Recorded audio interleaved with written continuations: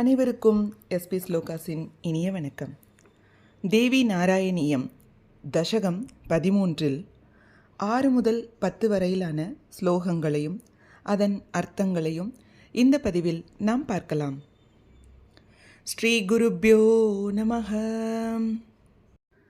முனிஸ்தமாஹாத்ர புனః புனః கிம் நிஷாதமாம் ப்ருச்சசி மோகமக்னஹ பஷ்யன்ன பாஷேத ந ச ப்ருவானஹ பஷ்யேதளம் வாக்பிரவேஹி சத்யம். தேவியினால் அனுகிரகிக்கப்பட்ட சத்யவிரதன் ஒரு கவிஞனைப் போல் எவன் பார்க்கின்றானோ அவன் சொல்வதில்லை, எவன் சொல்கின்றானோ அவன் பார்ப்பதில்லை என்றான். கண் பார்த்தாலும் அது பேசுமா? பேசாது. வாய் பேசுகிறது, அது பார்க்க முடியுமா? முடியாது. எனவே இது உண்மைதானே? இப்படி அந்த சூழ்நிலையை சமாளித்தான். உன்மாதினோ ஜல்பனமேததேவம் மத்வா நிஷாதः சஹசா ஜகாம ந சத்யமுக்தம் முனிநான கோலோ ஹதஷ்ச சர்வம் தவ தேவி லீலாஹா. இவன் என்ன இப்படி பார்ப்பதில்லை, சொல்வதில்லை என்று பைத்தியம் போல் உளறுகிறானே என்று வேடன் நினைக்கிறான். ஆனால் சத்யவிரதன் சொன்னது சத்தியம்தான். அவன் பொய்யும் சொல்லவில்லை, பன்றியும் காப்பாற்றப்பட்டது. அது தேவியின் கிருபை. சத்யவிரதன் பொய் சொல்லலாமா என்ற கேள்வி வரலாம். வேடனுக்கு வேட்டையாடுவது அவன் தொழில், அது அவனுக்கு நியாயமே, பாவமல்ல. ஆனால் அவன் துரத்தி வந்த பன்றியை ஹிம்சைக்கு காட்டிக் கொடுப்பது நியாயமல்ல. தர்ம நியாயம் என்பது எல்லோருக்கும் ஒன்றல்ல. அதற்கு சில விதி விலக்குகள் இருக்கிறது. அதனால்தான் பன்றியை காப்பாற்றினார். திரஷ்டா பரம் பிரம்ம ததேவ ச ஸ்யாத் இதி ஸ்ருதி பிராஹன பாஷதே சஹ சதா ப்ருவானஸ்து ந பஷ்யதீதம் அயம் ஹி சத்யவ்ரத வாக்யசாரஹ. உதத்யனன் சொன்னது அந்த நேரத்தில் ஏற்பட்ட நெருக்கடியை சமாளிக்க சொன்ன பதிலல்ல.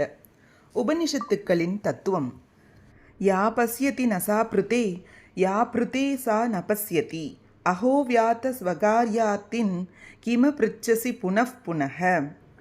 பிரம்மத்தை உணர்ந்தவன் பிரம்மமாகிறான். தானே பிரம்மம் என்று உணர்ந்தவன் அதிகம் பேச மாட்டான். அதிகம் பேசுபவர்களுக்கு பிரம்ம தத்துவம் அசாத்தியமாகும். அந்த ஆனந்தத்தை நாம் அனுபவிப்போம், ஆனால் சொல்ல முடியாது. மௌனமாக இருந்தால்தான் அந்த ஆனந்தம் கிடைக்கும். பேசிக்கொண்டே இருந்தால் தியானத்தில் மனம் நிலைக்காது. அவன் பக்தனும் ஆக மாட்டான்.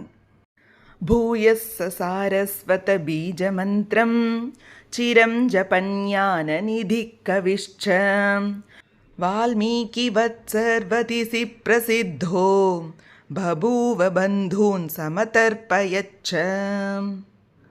உதத்யனன் கோபிலரின் சாபத்தால் மூடனாக பிறந்தான். அவன் ஞானி ஆவான் என்றும் அவர் அனுகிரகித்தார். அது உண்மையாயிற்று. அடிபட்ட பன்றியைக் கண்டு பயத்தினால் உதத்யனன் உளறிய வார்த்தைகளை தன் பீஜாட்சர மந்திரத்தை சொன்னதாக நினைத்து அவனை உலகம் போற்றும் கவிஞனாக்கினாள் தேவி. ஒரு பெரும் கொள்ளைக்காரன் ராமநாமம் சொன்னதால் வால்மீகி என்னும் கவிஞனாக மாறினான். தேவி மூடனை கவிஞனாக்குவாள், மூடனை பேச வைப்பாள். உதத்யனன் கதை இதற்கு ஒரு உதாரணமாகும். அந்த பரதேவதை எல்லாராலும் பூஜிக்கத்தக்கவள். பக்தியுடன் பூஜித்தால் அன்னை எதுவும் தருவாள். ஸ்மிருதா நதா தேவி சுபூஜிதாவாம் ஸ்ருதானுதாவா கலு வந்திதாவாம் ததாசி நித்யம் ஹிதமாஸ்ரிதேப்யஹ கிருபார்த்ரசித்தே சததம் நமஸ்தே. தேவியை வணங்குவதற்கு பலவிதமான வழிமுறைகள் உள்ளன. தேவியின் நாமத்தை சொல்வது, அவளின் கதைகளை கேட்பது, தேவியின் பெருமையை பாட்டாக பாடுவது, கதைகளை படிப்பது, தியானம் செய்வது, பூஜை செய்வது போன்று பல வழிகள் உள்ளன. அதில் ஏதேனும் ஒரு வழியை ஸ்ரத்தையுடன் செய்தால் அன்னை நமக்கு காட்சி தருவாள். இதுவே இதன் பொருளாகும்.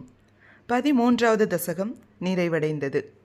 இது போன்ற ஆன்மீக விஷயங்களுக்கு மறக்காமல் நம்ம சேனலை சப்ஸ்கிரைப் பண்ணுங்கள். நல்லதே நடக்கட்டும், நன்மையே பிறக்கட்டும். நன்றி, வணக்கம்.